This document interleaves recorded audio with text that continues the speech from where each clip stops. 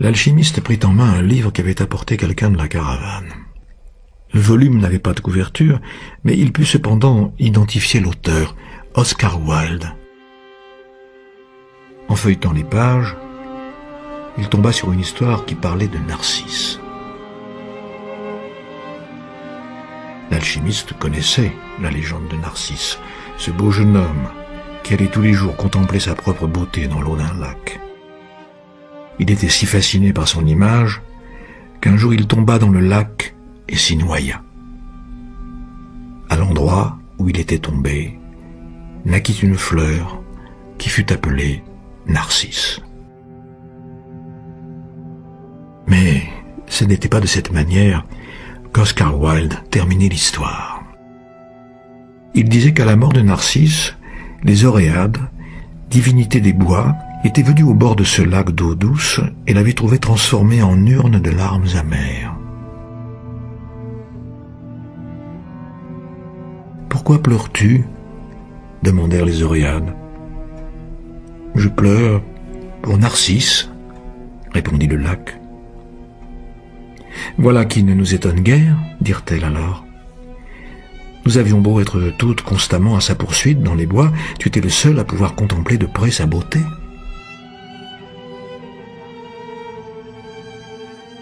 Narcisse était donc beau ? demanda le lac.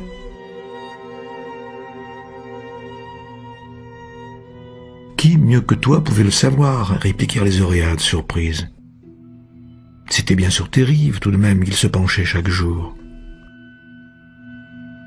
Le lac resta un moment sans rien dire, puis « Je pleure pour Narcisse, mais je ne m'étais jamais aperçu que Narcisse était beau.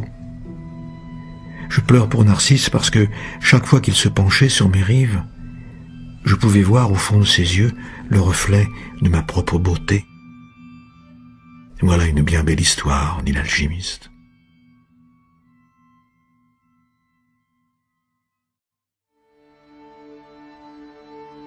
Il se nommait Santiago. Le jour déclinait lorsqu'il arriva avec son troupeau devant une vieille église abandonnée. Le toit s'était écroulé depuis bien longtemps et un énorme sycomore avait grandi à l'emplacement où se trouvait autrefois la sacristie.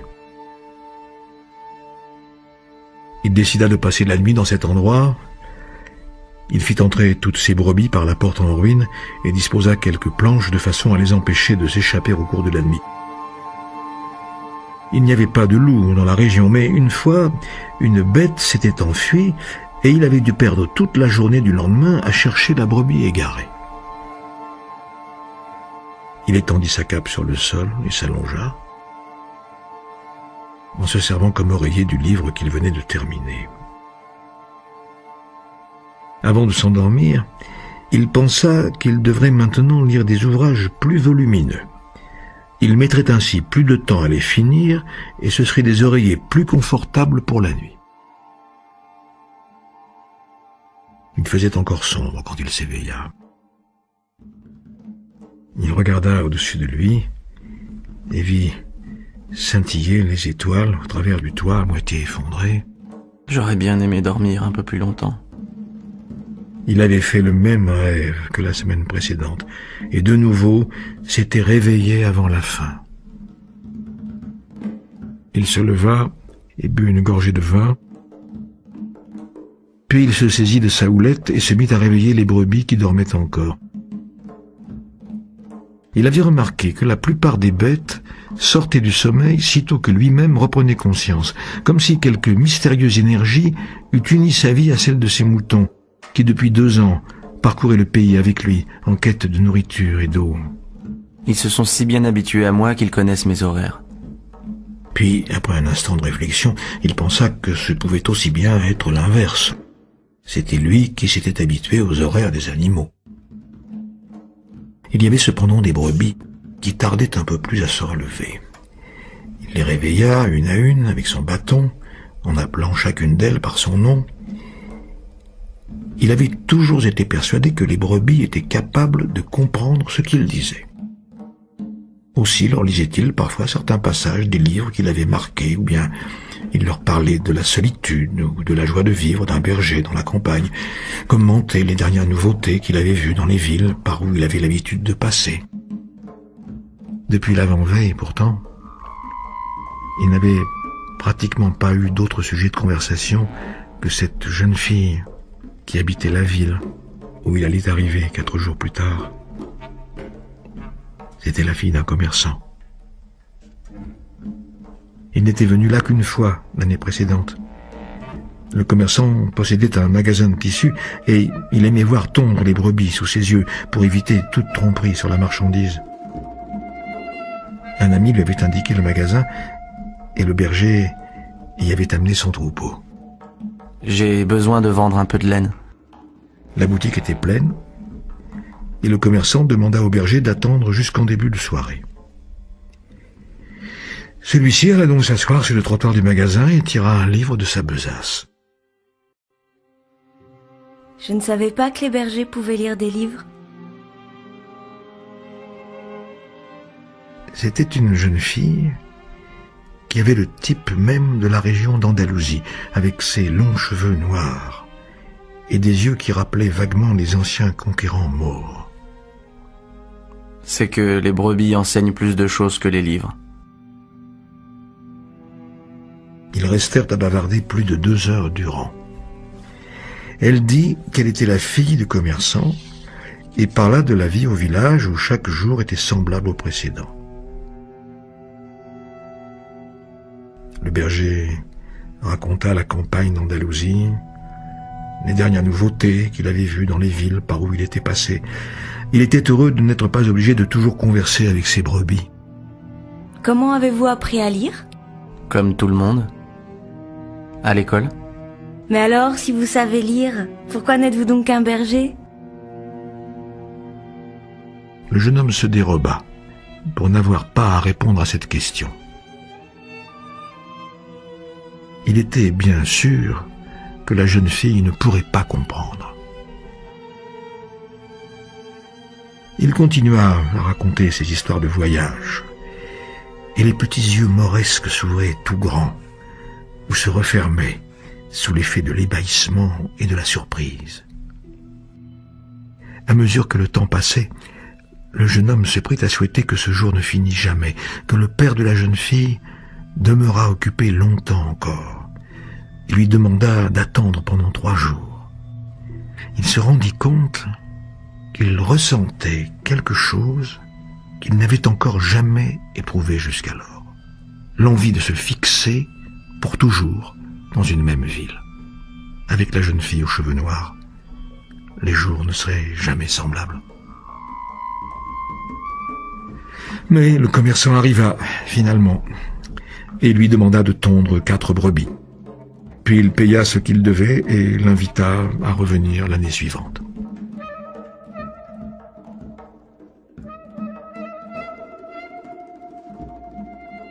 Il ne manquait plus maintenant que 4 jours pour arriver dans cette même bourgade.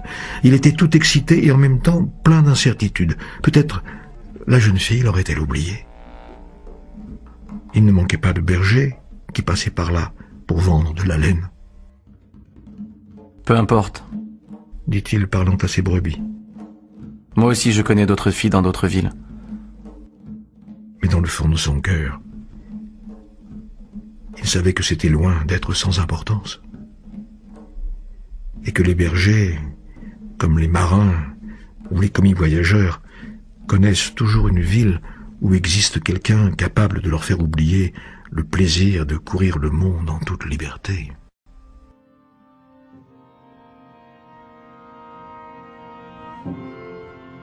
Alors que paraissaient les premières lueurs de l'aube, le berger commença à faire avancer ses moutons dans la direction du soleil levant.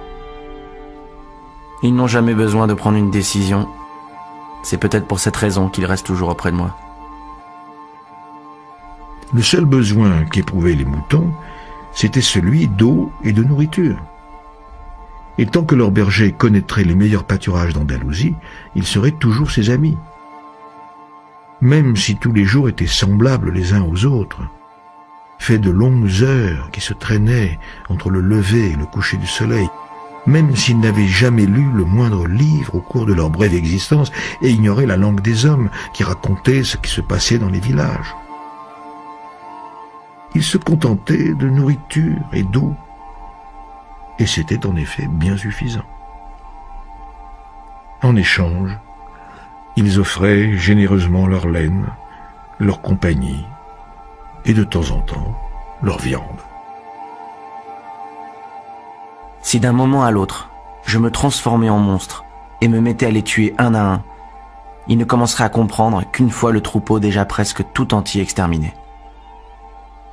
Parce qu'ils ont confiance en moi, qu'ils ont cessé de se fier à leurs propres instincts. Tout cela parce que c'est moi qui les mène au pâturage. Le jeune homme commença à se surprendre de ses propres pensées, à les trouver bizarres.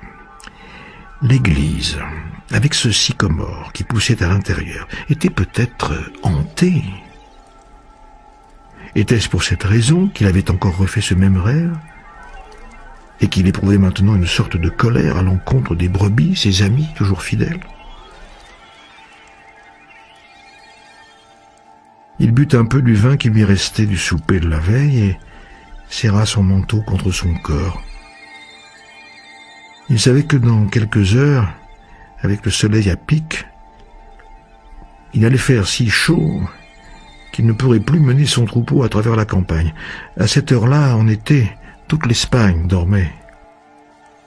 La chaleur durait jusqu'à la nuit, et pendant tout ce temps, il lui faudrait transporter son manteau avec lui. Malgré tout, quand il avait envie de se plaindre de cette charge, il se souvenait que, grâce à cette charge, précisément, il n'avait pas ressenti le froid du petit matin. Nous devons toujours être prêts à affronter les surprises du temps. Et il acceptait avec gratitude le poids de son manteau. Celui-ci avait donc sa raison d'être, comme le jeune homme lui-même. Au bout de 2 années passées à parcourir les plaines de l'Andalousie, il connaissait par cœur toutes les villes de la région, et c'était là ce qui donnait un sens à sa vie, voyager. Il avait l'intention, cette fois-ci, d'expliquer à la jeune fille pourquoi un simple berger peut savoir lire. Jusqu'à l'âge de 16 ans, il avait fréquenté le séminaire. Ses parents aurait voulu faire de lui un prêtre, motif de fierté pour une humble famille paysanne, qui travaillait tout juste pour la nourriture et l'eau, comme ses moutons. Il avait étudié le latin, l'espagnol, la théologie, mais depuis sa petite enfance, il rêvait de connaître le monde, et c'était là quelque chose de bien plus important que de connaître Dieu ou les péchés des hommes. Un beau soir, en allant voir sa famille, il s'était armé de courage et avait dit à son père qu'il ne voulait pas être curé. Il voulait voyager. Des hommes venus du monde entier sont déjà passés par ce village, mon fils. Ils viennent ici chercher des choses nouvelles. Mais il reste toujours les mêmes hommes.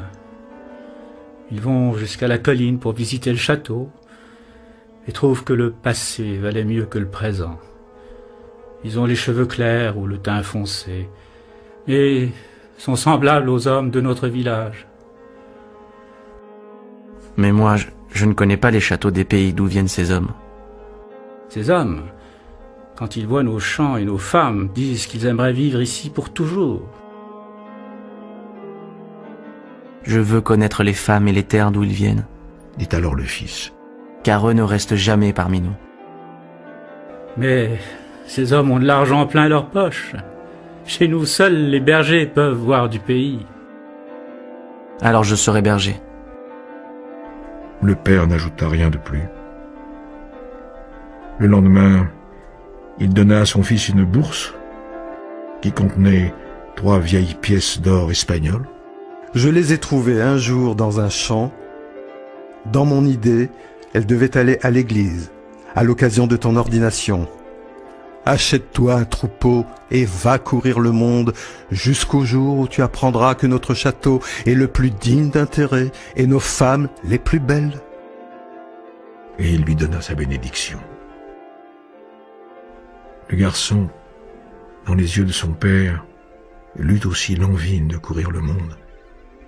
Une envie qui vivait toujours, en dépit des dizaines d'années au cours desquelles il avait essayé de la faire passer en demeurant dans le même lieu pour y dormir chaque nuit, y boire et y manger. L'horizon se teinta de rouge, puis le soleil apparut. Le jeune homme se souvint de la conversation avec son père et se sentit heureux.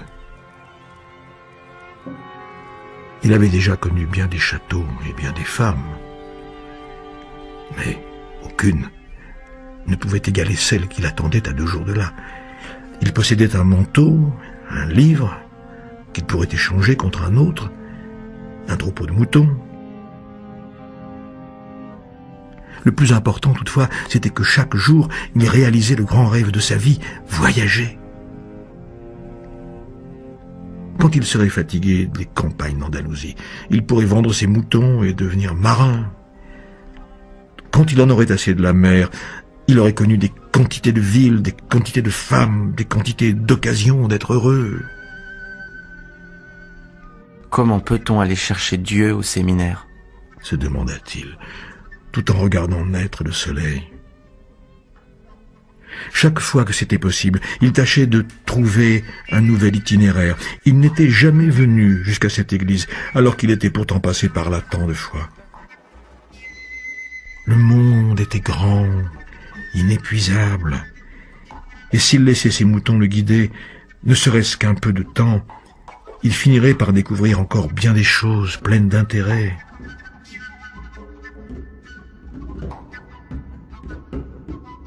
Le problème, c'est qu'ils ne se rendent pas compte qu'ils parcourent de nouveaux chemins tous les jours. Ils ne s'aperçoivent pas que les pâturages ont changé, que les saisons sont différentes. Car ils n'ont d'autres préoccupations que la nourriture et l'eau. Peut-être en est-il ainsi pour tout le monde. Pensa le berger. Même pour moi, qui n'ai plus d'autre femme en tête, depuis que j'ai rencontré la fille de ce commerçant. Il regarda le ciel. D'après ses calculs, il serait à Tarifa avant l'heure du déjeuner. Là, il pourrait échanger son livre contre un plus gros volume, remplir sa bouteille de vin, se faire raser et couper les cheveux. Il devait être fin prêt pour retrouver la jeune fille, et il ne voulait même pas envisager l'éventualité qu'un autre berger fût arrivé avant lui, avec davantage de moutons, pour demander sa main. C'est justement la possibilité de réaliser un rêve qui rend la vie intéressante. Songea-t-il, en levant à nouveau son regard vers le ciel, tout en pressant le pas. Il venait de se rappeler qu'il y avait à Tarifa une vieille femme qui savait interpréter les rêves. Et cette nuit-là, il avait eu le même rêve qu'il avait déjà fait une fois. La vieille conduisit le jeune homme au fond de la maison, dans une pièce séparée de la salle par un rideau en plastique multicolore. Il y avait là une table, une image du Sacré-Cœur de Jésus et 2 chaises. La vieille s'assit et le pria d'en faire autant. Puis elle prit entre les siennes les 2 mains du garçon et se mit à briller tout. Cela ressemblait à une prière gitane. Il avait déjà croisé bien des gitans sur son chemin. Ces gens-là voyageaient, eux aussi. Mais ils ne s'occupaient pas de moutons. Le bruit courait qu'un gitan, c'était quelqu'un qui passait son temps à tromper le monde. On disait aussi qu'ils avaient un pacte avec le démon, qu'ils enlevaient des enfants pour faire de leurs esclaves dans leur mystérieux campement. Quand il était tout petit, le jeune berger avait toujours été terrifié à l'idée d'être enlevé par les gitans, et cette peur d'autrefois lui revint tandis que la vieille lui tenait les mains. Mais il y a ici une image du Sacré-Cœur de Jésus, pensa-t-il, en essayant de se rassurer. Il ne voulait pas que sa main se mît à trembler et que la vieille s'aperçût de sa frayeur. En silence, il récita un Notre Père. Intéressant, dit la vieille, sans quitter des yeux la main du garçon. Et à nouveau, elle se tut. Celui-ci se sentait de plus en plus nerveux. Ses mains se mirent à trembler malgré lui. Et la vieille le remarqua. Il les retira très vite. Je ne suis pas venu ici pour les lignes de la main, dit-il, regrettant maintenant d'être entré dans cette maison. Un instant, il pensa qu'il ferait mieux de payer la consultation et de s'en aller sans rien savoir. Il accordait sans doute bien trop d'importance à un rêve qui s'était répété. Tu es venu m'interroger sur les songes, et les songes sont le langage de Dieu. Quand Dieu parle le langage du monde, je peux en faire l'interprétation, mais s'il parle le langage de ton âme, alors il n'y a que toi qui puisses comprendre. De toute façon, il va falloir me payer la consultation. Encore une astuce. Malgré tout, il décida de prendre le risque. Un berger est toujours exposé aux dangers des loups ou de la sécheresse, et c'est bien ce qui rend plus excitant le métier de berger. J'ai fait 2 fois de suite le même rêve. Je me trouvais avec mes brebis sur un pâturage, et voilà qu'apparaissait un enfant qui se mettait à jouer avec les bêtes. Je n'aime pas beaucoup qu'on vienne s'amuser avec mes brebis.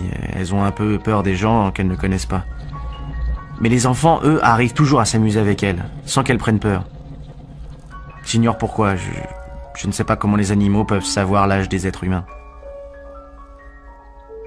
Retourne à ton rêve. J'ai une marmite au feu, et d'ailleurs tu n'as pas beaucoup d'argent, tu ne vas pas me prendre tout mon temps. L'enfant continuait à jouer avec les brebis pendant un moment, et tout d'un coup, il me prenait par la main et me conduisait jusqu'aux pyramides d'Égypte. Il marqua un temps d'arrêt pour voir si la vieille savait ce qu'étaient les pyramides d'Égypte. Mais celle-ci resta muette. Alors, devant les pyramides d'Égypte, il prononça ces mots très distinctement pour que la vieille pût bien comprendre.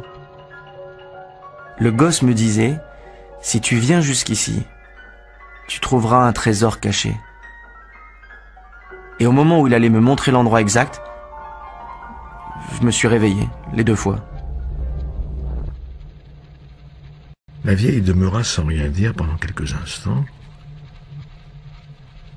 Ensuite, elle reprit les mains du jeune homme, qu'elle étudia attentivement. Je ne vais rien te faire payer maintenant. Mais je veux la 10e partie du trésor si jamais tu le trouves. Le jeune homme se mit à rire, un rire de contentement. Ainsi, il allait conserver le peu d'argent qu'il possédait grâce à un songe où il était question de trésors cachés. Cette vieille bonne femme devait vraiment être une gitane. Les gitans sont bêtes. Eh bien, comment interprétez-vous ce rêve? Avant, il faut jurer. Jure-moi que tu me donneras la 10e partie de ton trésor, en échange de ce que je te dirai. Il jura. La vieille lui demanda de répéter le serment avec les yeux fixés sur l'image du Sacré-Cœur de Jésus. C'est un songe de langage du monde. Je peux l'interpréter, mais c'est une interprétation très difficile. Il me semble donc que je mérite bien ma part sur ce que tu trouveras. Et l'interprétation est celle-ci. Tu dois aller jusqu'aux pyramides d'Égypte. Je n'en avais jamais entendu parler, mais si c'est un enfant qui te les a montrées, c'est qu'elles existent en effet. Là-bas, tu trouveras un trésor qui fera de toi un homme riche. Le jeune homme fut d'abord surpris, puis irrité. Il n'avait pas besoin de venir trouver cette bonne femme pour si peu. Mais en fin de compte, il se rappela qu'il n'avait rien à payer. Si c'était pour ça, je n'avais pas besoin de perdre mon temps, dit-il. Tu vois, je t'avais bien dit que ton rêve était difficile à interpréter. Les choses simples sont les plus extraordinaires. Et seuls les savants parviennent à les voir. Comme je n'en suis pas un, il faut bien que je connaisse d'autres arts. Lire dans les mains, par exemple. Et comment vais-je faire pour aller jusqu'en Égypte? Je ne fais qu'interpréter les songes. Il n'est pas dans mon pouvoir de les transformer en réalité. C'est pour cette raison que je dois vivre de ce que me donnent mes filles. Et si je n'arrive pas jusqu'en Égypte? Eh bien, je ne serai pas payé. Ce ne sera pas la première fois. Et la vieille n'ajouta rien. Elle demanda au jeune homme de s'en aller, car il lui avait fait déjà perdre beaucoup de temps. Le berger s'en alla, déçu, et bien décidé à ne plus jamais croire aux songes. Il se rappela qu'il avait diverses choses à faire. Il alla donc chercher de quoi manger, échangea son livre contre un autre, plus gros, et s'en fut s'asseoir sur un banc de la place pour y goûter à loisir le vin nouveau qu'il avait acheté. C'était une journée chaude, et le vin, par un de ces mystères insondables comme il y en a, parvenait à le rafraîchir un peu. Ses moutons se trouvaient à l'entrée de la ville, dans l'étable d'un nouvel ami qu'il s'était fait. Il connaissait beaucoup de monde dans ces parages, et c'était bien pourquoi il aimait tant voyager. On arrive toujours à se faire de nouveaux amis, sans avoir besoin de rester avec eux jour après jour. Lorsqu'on voit toujours les mêmes personnes, comme c'était le cas au séminaire, on en vient à considérer qu'elles font partie de notre vie. Et alors, puisqu'elles font partie de notre vie, elles finissent par vouloir transformer notre vie. Et si nous ne sommes pas tels qu'elles souhaiteraient nous voir, les voilà mécontentes. Car tout le monde croit savoir exactement comment nous devrions vivre. Mais personne ne sait jamais comment il doit lui-même vivre sa propre vie. Un peu comme la bonne femme des rêves, qui ne savait pas les transformer en réalité. Il décida d'attendre que le soleil baisse un peu avant de repartir dans la campagne avec ses brebis. Dans 3 jours, il allait revoir la fille du commerçant. Il commença à lire le livre que lui avait procuré le curé de Tarifa. C'était un volume épais, et dès la première page, il y était question d'un enterrement. En outre, les noms des personnages étaient extrêmement compliqués. Si jamais il lui arrivait un jour d'écrire un livre, pensa-t-il, il introduirait les personnages un à un pour éviter au lecteur d'avoir à apprendre leurs noms par cœur tous à la fois.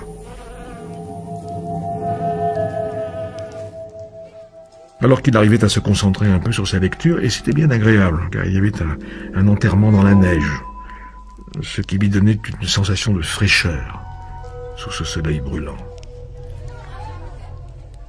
Un vieil homme vint s'asseoir à côté de lui et engagea la conversation. « Que font ces gens ?» demanda le vieillard en désignant les passants sur la place.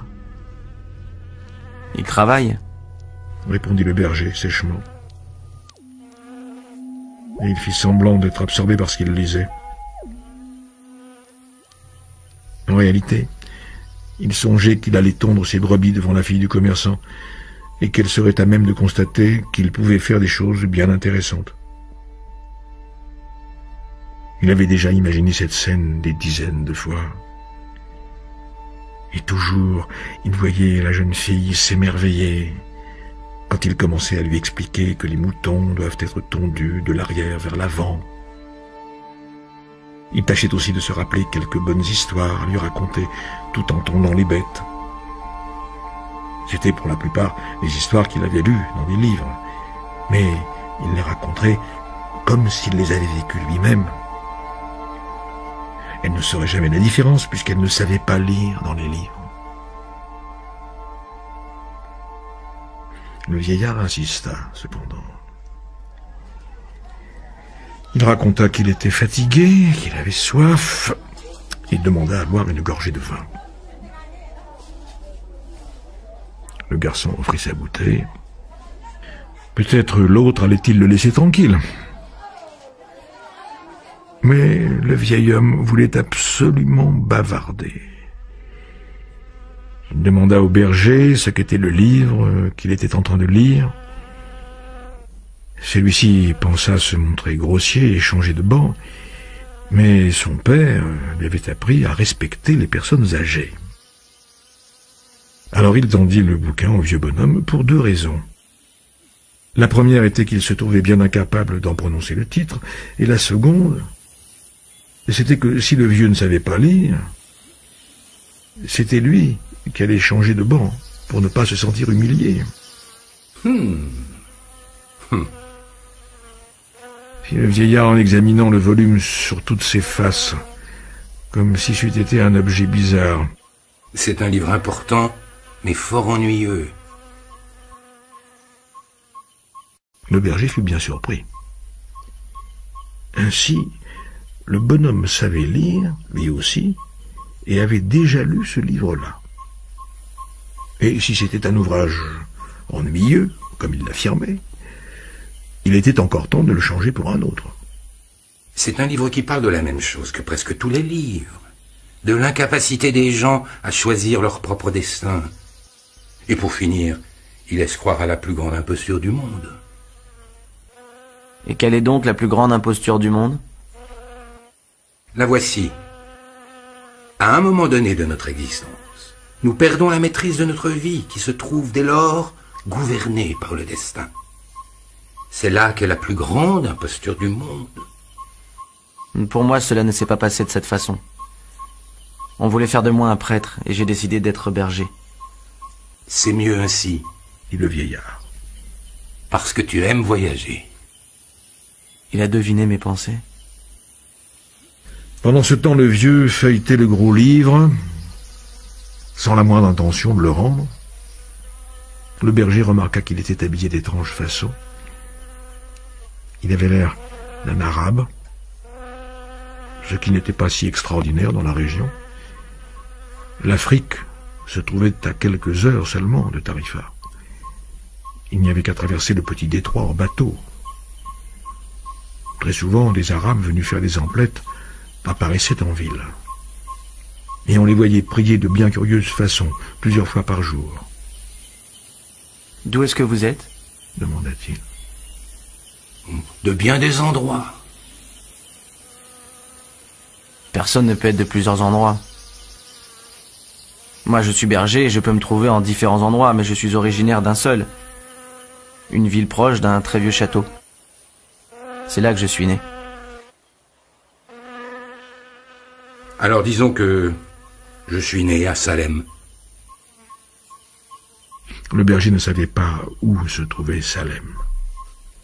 Mais il ne voulut pas poser de questions, pour ne pas se sentir humilié du fait de sa propre ignorance. Il continua à regarder la place pendant un moment. Les gens allaient et venaient et paraissaient fort affairés. « Comment est-ce à Salem » demanda-t-il enfin, cherchant un indice quelconque. Comme toujours, depuis toujours. Ce n'était pas vraiment un indice. Du moins savait-il que Salem n'était pas en Andalousie. Sinon, il reconnut cette ville. « Et qu'est-ce que vous faites à Salem » Ce que je fais à Salem. Pour la première fois, le vieillard éclata d'un grand rire. Mais je suis le roi de Salem. Quelle question? Les gens disent de bien drôles de choses. Quelquefois, il vaut mieux vivre avec les brebis qui sont muettes et se contentent de chercher de la nourriture et de l'eau. Ou alors avec les livres qui racontent des histoires incroyables quand on a envie d'en entendre. Mais quand on parle avec les gens, ceux-ci vous disent certaines choses qui font qu'on reste sans savoir comment poursuivre la conversation.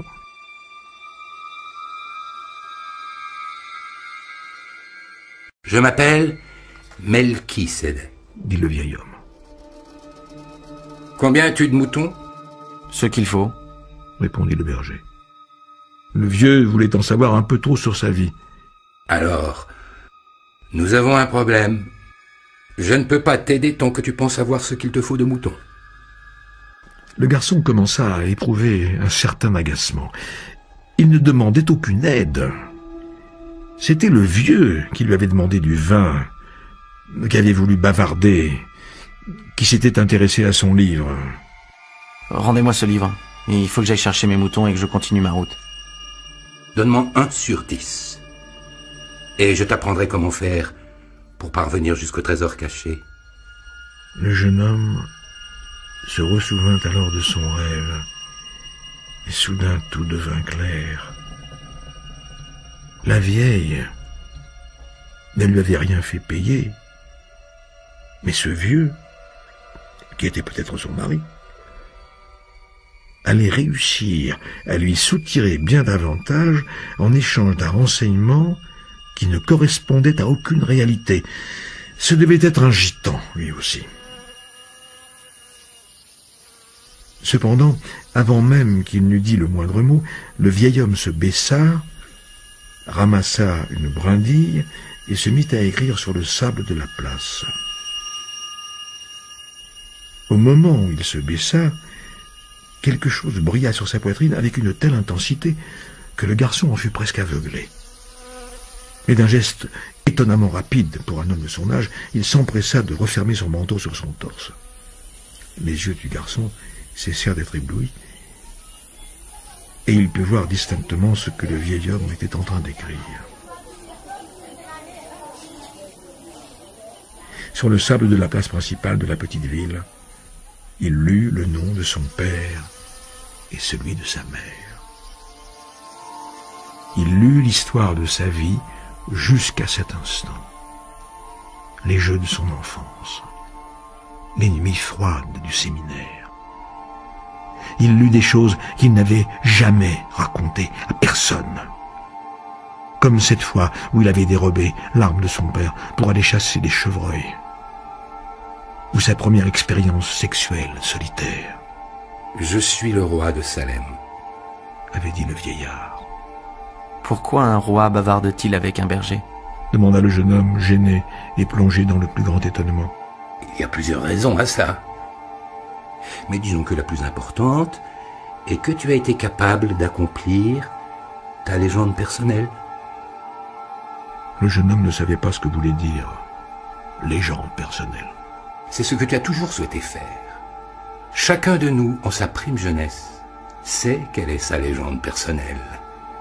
À cette époque de la vie, tout est clair, tout est possible. Et l'on n'a pas peur de rêver et de souhaiter tout ce qu'on aimerait faire de sa vie. Cependant, à mesure que le temps s'écoule, une force mystérieuse commence à essayer de prouver qu'il est impossible de réaliser sa légende personnelle. Ce que disait le vieil homme n'avait pas grand sens pour le jeune berger. Mais il voulait savoir ce qu'étaient ces forces mystérieuses. La fille du commerçant allait en rester bouche bée. Ce sont des forces qui semblent mauvaises, mais qui en réalité t'apprennent comment réaliser ta légende personnelle. Ce sont elles qui préparent ton esprit et ta volonté, car il y a une grande vérité en ce monde.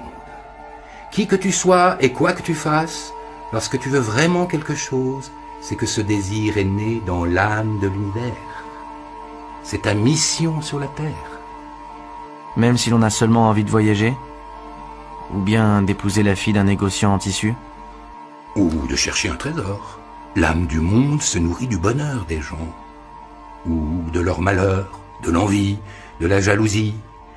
Accomplir sa légende personnelle est la seule et unique obligation des hommes. Tout n'est qu'une seule chose. Et quand tu veux quelque chose, tout l'univers conspire à te permettre de réaliser ton désir. Ils gardèrent le silence pendant un moment, à observer la place et les passants. Le vieux fut le premier à reprendre la parole. Pourquoi gardes-tu des moutons? Parce que j'aime voyager. Il montra un marchand de pop-corn, avec sa carriole rouge, dans un coin de la place. Cet homme aussi a toujours voulu voyager, quand il était enfant. Mais il a préféré acheter une petite carriole pour vendre du pop-corn, amasser de l'argent durant des années. Quand il sera vieux, il ira passer un mois en Afrique. Il n'a jamais compris qu'on a toujours la possibilité de faire ce que l'on rêve. Il aurait dû choisir d'être berger. Pensa le jeune homme à haute voix. Il y a bien pensé. Mais les marchands de pop-corn sont de plus grands personnages que les bergers. Les marchands de pop-corn ont un toit à eux, tandis que les bergers dorment à la belle étoile. Les gens préfèrent marier leurs filles à des marchands de pop-corn plutôt qu'à des bergers. Le jeune homme sentit un pincement au cœur en pensant à la fille du commerçant. Dans la ville où elle vivait, il y avait sûrement un marchand de pop-corn. Pour finir, ce que les gens pensent des marchands de pop-corn et des bergers devient plus important pour eux que la légende personnelle. Le vieillard feuilleta le livre et s'amusa à en lire une page. Le berger attendit un peu et l'interrompit de la même façon qu'il avait été interrompu par lui. Pourquoi me dites-vous ces choses? Parce que tu essaies de vivre ta légende personnelle et que tu es sur le point d'y renoncer. Et vous apparaissez toujours dans ces moments-là? Pas toujours sous cette forme, mais je n'y ai jamais manqué. Parfois j'apparais sous la forme d'une bonne idée, d'une façon de se sortir d'affaire. D'autres fois, à un instant crucial, je fais en sorte que les choses deviennent plus faciles, et ainsi de suite. Mais la plupart des gens ne remarquent rien. Il raconta que la semaine précédente, il avait été obligé d'apparaître à un prospecteur sous la forme d'une pierre. L'homme avait tout abandonné pour partir à la recherche d'émeraudes. 5 années durant, il avait travaillé le long d'une rivière et avait cassé 999 999 pierres pour tenter de trouver une émeraude. À ce moment-là, il pensa renoncer, et il ne manquait alors qu'une pierre, une seule pierre, pour qu'il découvrît son émeraude. Comme c'était un homme qui avait misé sur sa légende personnelle, le vieillard décida d'intervenir. Il se métamorphosa en une pierre qui roula au pied du prospecteur. Sous le coup de la colère, celui-ci, se sentant frustré par les 5 années perdues, lança cette pierre au loin.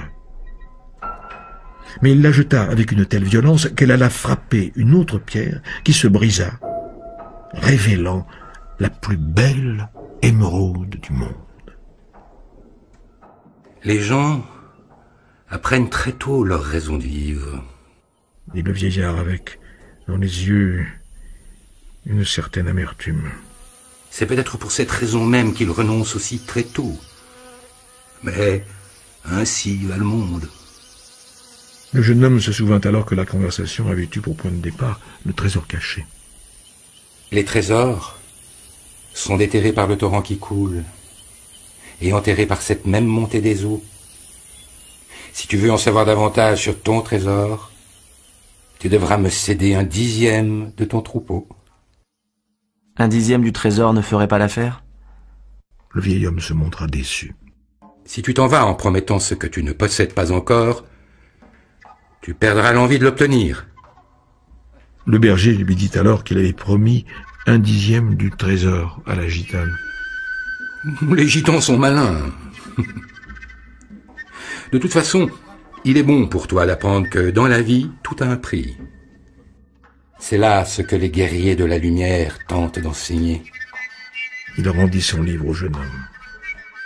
Demain, à cette même heure, tu m'amèneras 1/10 de ton troupeau. Je t'indiquerai comment réussir à trouver le trésor caché. Allez, bonsoir. Et il disparut par l'un des angles de la place.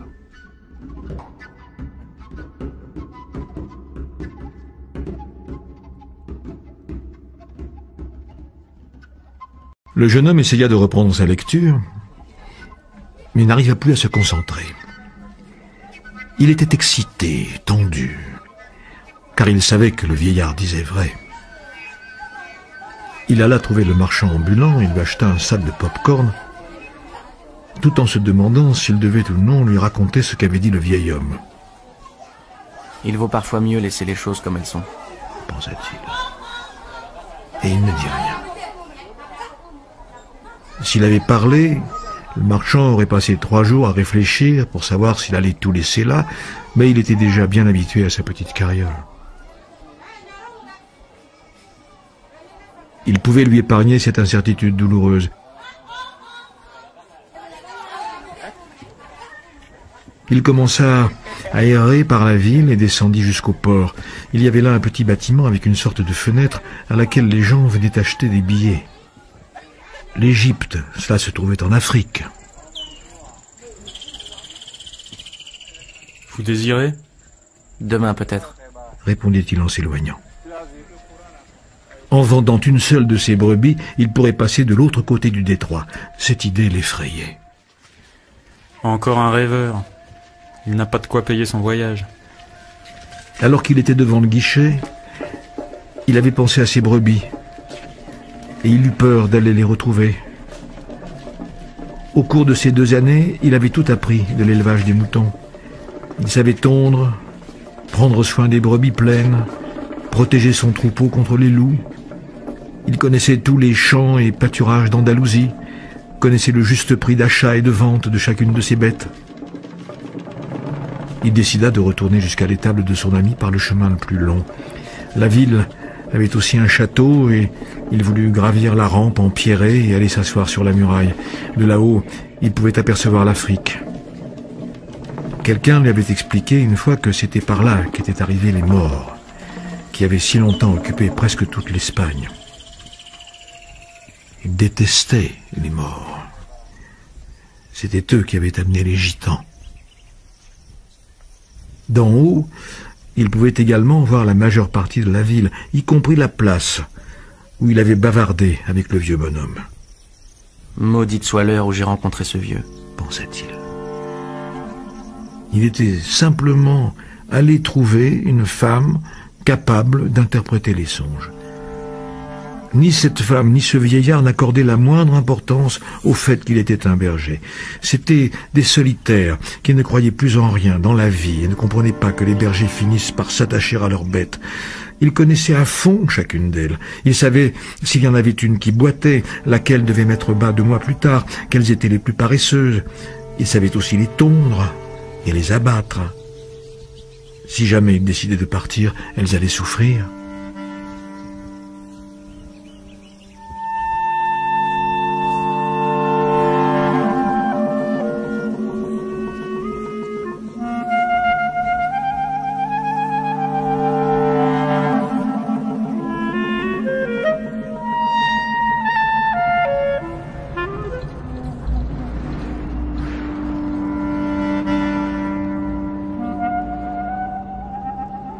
Le vent se mit à souffler. Ce vent, il le connaissait. On l'appelait le levant. Car c'était avec ce vent-là qu'étaient venues les hordes des infidèles. Avant de connaître Tarifa, il n'avait jamais imaginé que l'Afrique fût si proche. Ce qui constituait un grave danger, les morts pouvaient à nouveau envahir le pays. Le levant se mit à souffler plus fort. Me voici entre mes brebis et le trésor, pensait-il. Il devait se décider, choisir entre quelque chose à quoi il s'était habitué et quelque chose qu'il aimerait bien avoir. Et il y avait aussi la fille du commerçant. Mais elle n'avait pas la même importance que les brebis, car elle ne dépendait pas de lui. La certitude lui vint que si elle ne le revoyait pas, le surlendemain, la jeune fille n'y prendrait même pas garde. Pour elle, tous les jours étaient semblables. Et quand tous les jours sont ainsi semblables les uns aux autres, c'est que les gens ont cessé de s'apercevoir des bonnes choses qui se présentent dans leur vie, tant que le soleil traverse le ciel. J'ai quitté mon père, ma mère, le château de la ville où je suis né. Ils s'y sont faits, et je m'y suis fait.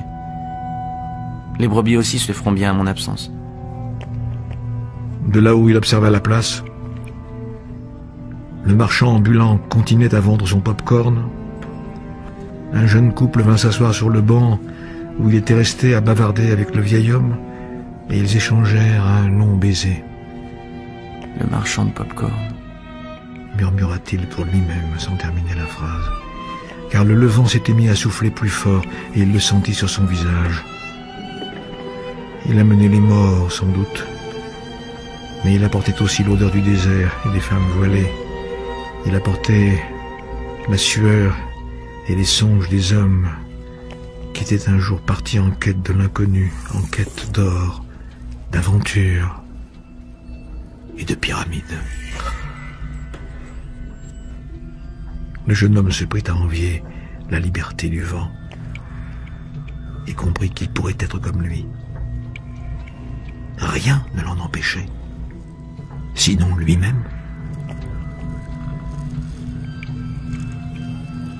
Les brebis, la fille du commerçant, les champs d'Andalousie, ce n'étaient que les étapes de sa légende personnelle.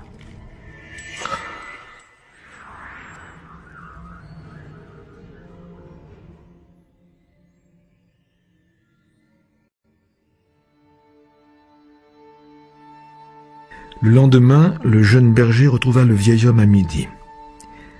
Il amenait avec lui 6 moutons. Je suis surpris. Mon ami m'a acheté immédiatement le troupeau.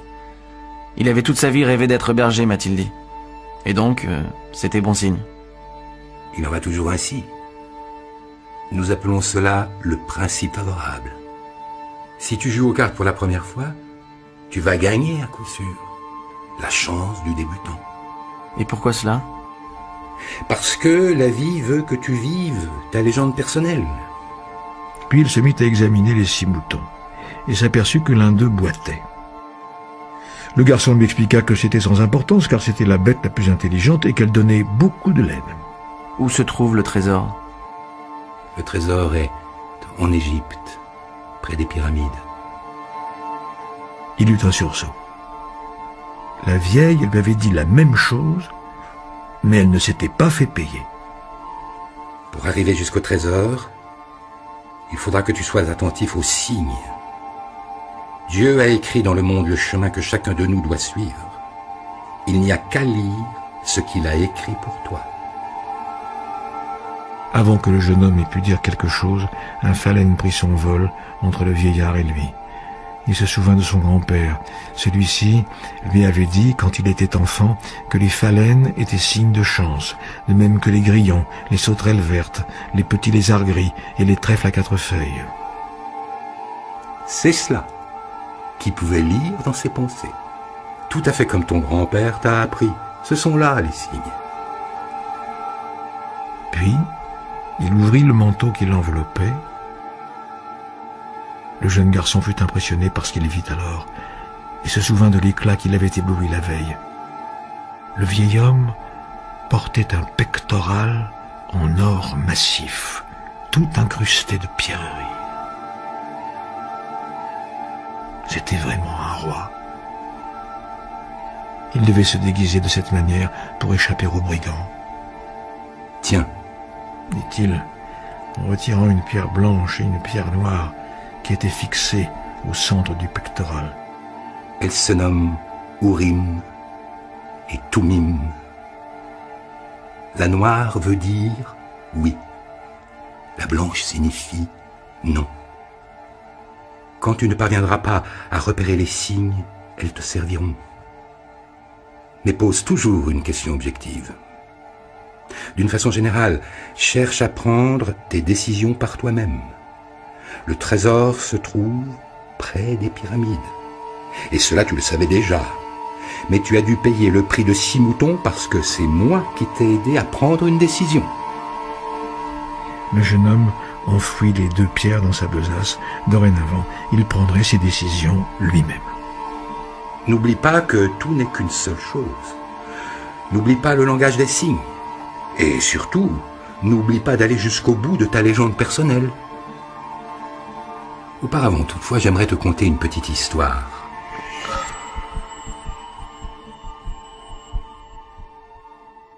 Certains négociants envoya son fils apprendre le secret du bonheur auprès du plus sage de tous les hommes. Le jeune garçon marcha 40 jours dans le désert avant d'arriver finalement devant un beau château au sommet d'une montagne. C'était là que vivait le sage dont il était en quête. Au lieu de rencontrer un saint homme, pourtant, notre héros entra dans une salle où se déployait une activité intense. Des marchands entraient et sortaient, des gens bavardaient dans un coin, un petit orchestre jouait de suaves mélodies, et il y avait une table chargée des mets les plus délicieux de cette région du monde. Le sage parlait avec les uns et les autres, et le jeune homme dut patienter 2 heures durant avant que ne vînt enfin son tour. Le sage écouta attentivement le jeune homme, lui expliquait le motif de sa visite, mais lui dit qu'il n'avait alors pas le temps de lui révéler le secret du bonheur. Et il lui suggéra de faire un tour de promenade dans le palais et de revenir le voir à 2 heures de là. « Cependant, je veux vous demander une faveur, » ajouta le sage, en remettant au jeune homme une petite cuiller, dans laquelle il versa 2 gouttes d'huile.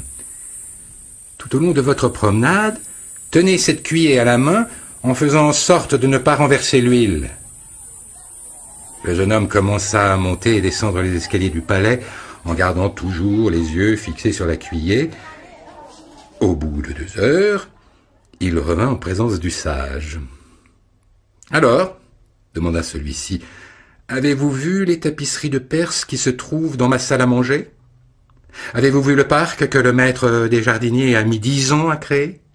Avez-vous remarqué les beaux parchemins de ma bibliothèque? » Le jeune homme, confus, dut avouer qu'il n'avait rien vu du tout. Son seul souci avait été de ne point renverser les gouttes d'huile que le sage lui avait confiées. « Eh bien, retourne faire connaissance des merveilles de mon univers, lui dit le sage. On ne peut se fier à un homme si l'on ne connaît pas la maison qu'il habite. » Plus rassuré, maintenant, le jeune homme prit la cuiller et retourna se promener dans le palais en prêtant attention cette fois à toutes les œuvres d'art qui étaient accrochées au mur et au plafond. Il vit les jardins, les montagnes alentour, la délicatesse des fleurs, le raffinement avec lequel chacune des œuvres d'art était disposée à la place qui convenait. De retour auprès du sage, il relata de façon détaillée tout ce qu'il avait vu. « Mais où sont les 2 gouttes d'huile que je t'avais confiées ?» demanda le sage. Le jeune homme, regardant alors la cuiller, constata qu'il les avait renversées. « Eh bien, dit alors le sage des sages, c'est là le seul conseil que j'ai à te donner. Le secret du bonheur est de regarder toutes les merveilles du monde, mais sans jamais oublier les 2 gouttes d'huile dans la cuiller. » Le berger demeura sans rien dire. Il avait compris l'histoire du vieux roi. Un berger peut aimer les voyages, mais jamais il n'oublie ses brebis. Le vieillard regarda le jeune homme et, de ses 2 mains ouvertes, fit sur sa tête quelques gestes étranges. Puis, il rassembla ses moutons et s'enfuit.